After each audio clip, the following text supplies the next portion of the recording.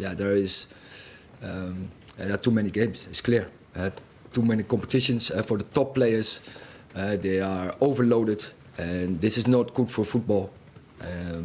In the end of the day, it's maybe good for commercial, but there is a limit, and players getting injured. It's almost unavoidable that players getting injured because of the overload from so many games. Just on that, does that overload of games and the amount of games that you're going to have to play affect the way that you pick teams, particularly for a game in the Europa League tomorrow, and particularly because of what happened with the injuries last year? Because obviously the injuries just decimated your squad last year and it affected your form. Are you going to be more cautious in the way that you pick teams for these games in all these competitions? But in all the games, I did this on Saturday. But is that going to have to be the case going forward though as well? We need a squad with more than 11 to line up. We need more players, and then from game to game, we will pick a team. So, but you can't address it. This is the best 11 in this moment, and we will see. And of course, form is part of it. Tactic, of course, is also part of it. But definitely, the management of the load of the players is definitely part of it. Hi Erik. So far you've got a goal difference of 0. I think you scored 5 goals, so obviously allowed 5 in. I think you had minus goal difference last season. Are you concerned? I know you were without Rasmus Højlund, for example, but he was available last season and you didn't do particularly well. So are you concerned your attack's going to be toothless again this season? Again? Are you concerned your attack's going to fail again this season, not scoring enough goals? Concern, we create a lot of chances. In the first games of the season, last week we scored 7 against Barnsley, so we are capable of scoring many goals. But it's a part of the game. Yeah, we have to be better there. We have to improve. We have to kill more in the box. With your players, your attackers, is it a mental feeling? Because they're obviously talented enough, technically to be here. But is it just a sort of mental focus for them to score more, maybe? I think there are different aspects on this, and most important is that you create chances, and that is what we're doing in this moment. We create a lot of good moments. We are very creative, and we have many opportunities to score goals, and we have to keep this process going, and then of course the finishing we have to work on. Erik, just on the games and the loading, how can you as a club change that? Because it seems like this kind of stuff gets made by the authorities and you have to go along with it. Would you have to consider, I mean, Rodri spoke about going on strike potentially as players. I think as a club alone, you can't change this. It's more about, say, the total industry. It's about clubs and players and coaches, and so many others who are there in the environment of football, who have to work on this to improve the game, but of course to find the right balance, because in the end of the day it's financial, and also we are professional, so revenues has to come. But we have to balance this out. Miguel, let's start with the front page of the Telegraph Sport then. Arsenal 5, Bolton 1, young glove at the headline. Keeper Porter 16 breaks record as Nwaneri 17 nets twice in rout. After a physical and emotional game against Manchester City, how confidence boosting was this, Miguel? Yeah, it's a lovely headline. A bit of an elixir as well, as you say, given, well, not just the Manchester City game, but I think that actually took the previous week to extremes for Arsenal. There was obviously a lot of issues, like suspensions, the injuries, the intensity of a derby followed going away to Atlanta, and then, of course, the nature of that game in Manchester City. So to have a run out like that where you can play youth can be revitalising. And I suppose with a lot of the kind of feeling around Arsenal at the moment, the age of that team is a little bit of a throwback as well to maybe kind of some of Wenger's days, and when he would attempt to make a virtue of bringing through young players, especially in the League Cup. And I suppose it does add to the good feeling as well as maybe just the sort of win that was needed after 3 relatively attritional games for different reasons.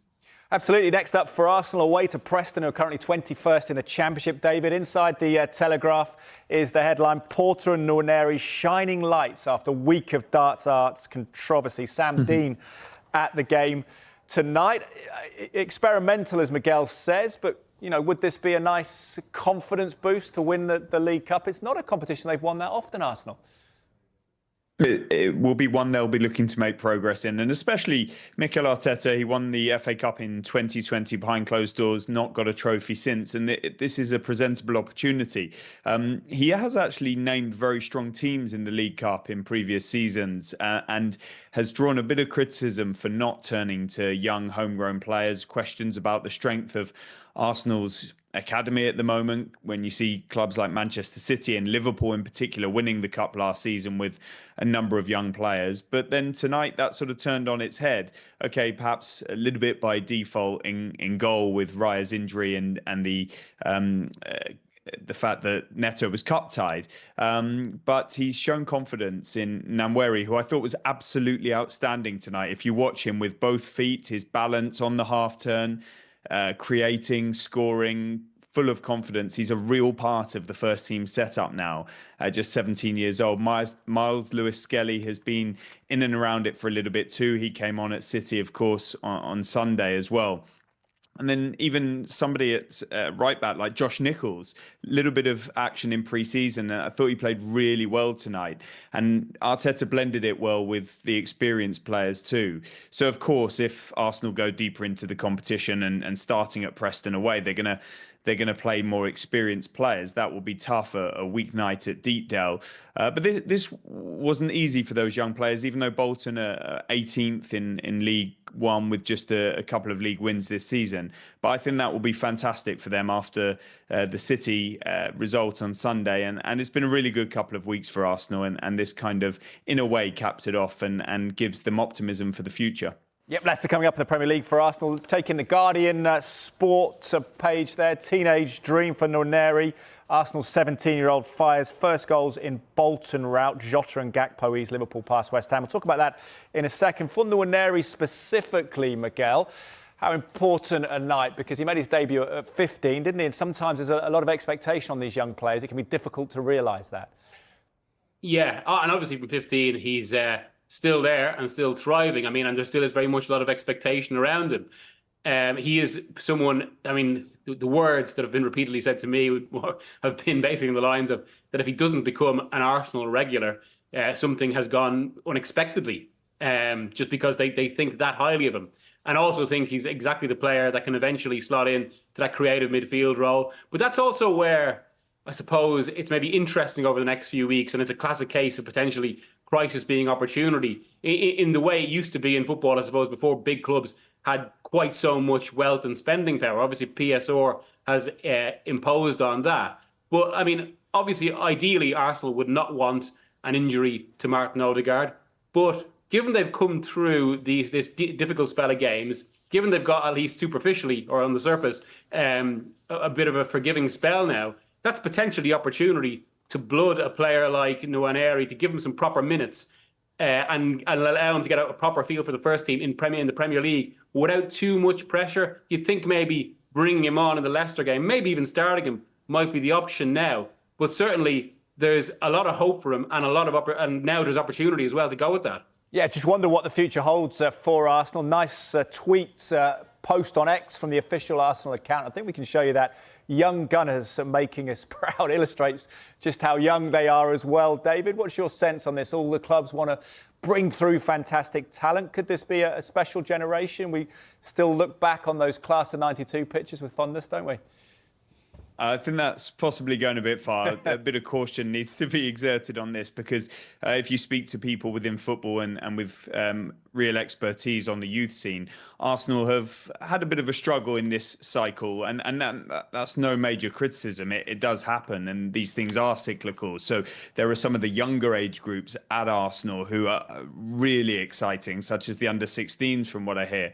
But in this one, it really did seem to be Nwaneri and Lewis-Skelly. But tonight and on the bench in Europe against Atalanta, even at City, started to see a few more emerging as an absolutely outstanding talent coming through at Arsenal, one of the best in the country, Max Dowman. And so we'll be seeing a bit more of him in recent years. But we've heard so much on and seen so much, rightly so, on Manchester City, on Liverpool, on Chelsea, Manchester United. Now maybe Arsenal coming back to the fore. And that's such an important part of their sort of DNA and their history, as Mig said earlier, with Arsene Wenger and Mikel Arteta perhaps hasn't done it as much, and understandably so. But now perhaps he has an opportunity to. And really, when I see Nwaneri play, I think he can slot in and get regular game time in that creative position. And also, he's an important part of his country's plans as well, under 17 Euros over the summer, and then going forward to the upper age groups. You know, we're talking about lacking creative players perhaps at international level over the last decade or so, but maybe it looks like some are coming through now, and Nwaneri is certainly one of them. This is an unbelievable story. Believe me, an unbelievable story. My little boy's in the academy at Chelsea. You know, I see the academy stuff now. That is phenomenal. For that kid to get into Arsenal, who's like a Rolls Royce of a football club, a massive football club, at 16 years of age and playing goal for Arsenal, I just can't explain how big that is. How big that is. You know, goalkeepers, you usually become a better goalkeeper at 25, 26, 27, and the older you get. This kid to be in there at 16, honestly, fair play to him. He takes a lot of credit for the hard work he's done. And fair play to Arsenal for giving him that belief. But that is very rare. I don't think that probably happens too often in football. A 16-year-old makes their debut for a big football club in goal, which is, wow. Honestly, I can't express how much effort and hard work and how talented this kid must be to be playing in goal at 16. Yeah, absolutely. I'm sure he's very proud himself, as I'm sure Arsenal are of so much youth that they've got at the moment. Another youngster we want to shine a spotlight on, Ethan Nwaneri. I mean, he scored twice. He's had a couple of cameo appearances so far this season as well. But could this be, I guess, the making of him? He's a good player. The problem is it's so hard. It's hard to go and play for Arsenal on a consistent basis, especially nowadays when you can go and get anybody from around the world. You know, for this kid to be playing and these kids to get given an opportunity, you know, and fair play to Arsenal for giving the opportunity. But at the same time, they're coming into a good football team. They're coming in playing with good players that are full of confidence. You know, your Declan Rices are playing. That helps. Sometimes you find that kids get thrown in when the team's struggling and players are struggling, and then it's hard for them because then you're looking, you think, I've got to rely on the experienced players, and the experienced players are not playing well at the time, so they've got to look after themselves. It's clever the way Arsenal are doing it. They're putting these kids in just at the right time when the team are flying, players around them are full of confidence. But you still got to get on that pitch in front of 60,000 and perform, and fair play to Arsenal and fair play to him. You hear the whispers, the kid's a special player. He's just got given the chance on a consistent basis, but he needs to be patient. Because he is at one of the best clubs in the world, in my opinion. So he needs to be patient. We've been patiently waiting, haven't we, for Raheem Sterling to finally get a goal for Arsenal, which he did since his move from Chelsea. What have you made of him so far? Yeah, I mean, it's going to be over the season. I thought it was a good signing. He didn't get on the other night. I thought that at Man City, I thought that was a little bit worrying. I thought, probably Arteta didn't trust him as much as Jesus, but he's a top player. Again, I like them goals. When people are in the 6-yard box and they tap it in, people go, oh, I could have scored that. Well, you couldn't have because you're not in there. You have to get in there. And they're the goals. You're going to score more of them than not. And that's where Sterling got a lot of goals for Man City, is getting in the 6-yard box. He does get in there, and I'm a big fan of Raheem Sterling's. I was shocked Chelsea let him go. I really was. He was better than some of the wingers at Chelsea, or he was definitely better than one of them. So for me, I was shocked that Chelsea let him go.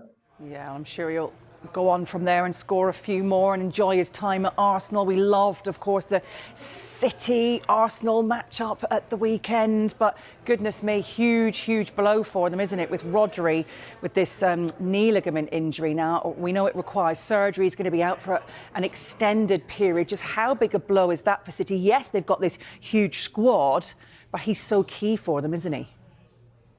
Oh, 100%. It's a massive loss for over the season. I mean, we could say if Ireland got injured for a couple of weeks, they could probably get by with that. This man knits everything together. For all the top draw players that they've got, he knits it all together. He's the main man, in my opinion. He's the one player in the whole world that gets into every team in the world. He gets into, there's not one football team that he doesn't get into. I don't know another player in the world that we could say about but him. And he is a massive miss. He might not be missed over the next 3 or 4 or 5 or 6 games, but as the season revolves and over and we get into the new year, he will be missed at times. There's no doubt, and he gets important goals as well. You know, we've seen that in the Champions League final. This man is phenomenal footballer, and you know that was the major blow for Man City the other day, major blow, and for him himself. You know, as I say, he's a special player. It does, though. Do you think it changes the way you maybe look at the title race, taking him out and possibly tipping the favour in towards Arsenal now? I think it brings Arsenal closer to Man City. I think Man City were a little bit ahead of them. I think now, as the season revolves and we get into the new year and without no Rodri, I do think just Man City, because I think they just got a bigger squad and they've got better players all round with squad players. But it's not far off a heads or tails. It's not far off a heads or tails now. I mean, the one thing we all miss about last weekend and then the melee and the time wasting and the sending off and the last minute goal, we've got to remember Arsenal were 1-0 down and were 2-1 up at half time. Everyone forgets that. You know, Arsenal turned that round 3, 4, 5 years ago. Arsenal are getting beat 3 and 4. They're getting destroyed, absolutely destroyed. This year, different team, completely different team. And I can't remember, you know, off the top of my head, it might have happened a couple of weeks ago, I can't remember. But I can't remember the last time Man City were 1-0 up and 2-1 down at half time at the Etihad. Can't remember it. You know, I can't remember it. And for me, that's the one thing we miss, the fight back by Arsenal. To turn that around, that just shows you how far Arsenal have come. And they are majorly in this title race. Just finally on this, plenty said about the way that Arsenal, I guess, went about the game at the weekend. Dark arts has been mentioned. How do you see it? I'll tell you what we'll do. We'll go down to 10 men. We'll open the game up. We'll get our bellies tickled and we'll get beat 6-2 by Man City. Everything will go away. Pep Guardiola will come on the telly and he'll go, I love Arteta. I love the way he opens the game up and he has a go. No, Arsenal are phenomenal. Bar the last-minute goal, never really looked like scoring. They were void of ideas, Man City, that shocked me more than anything. You got them things have been going on since I was playing.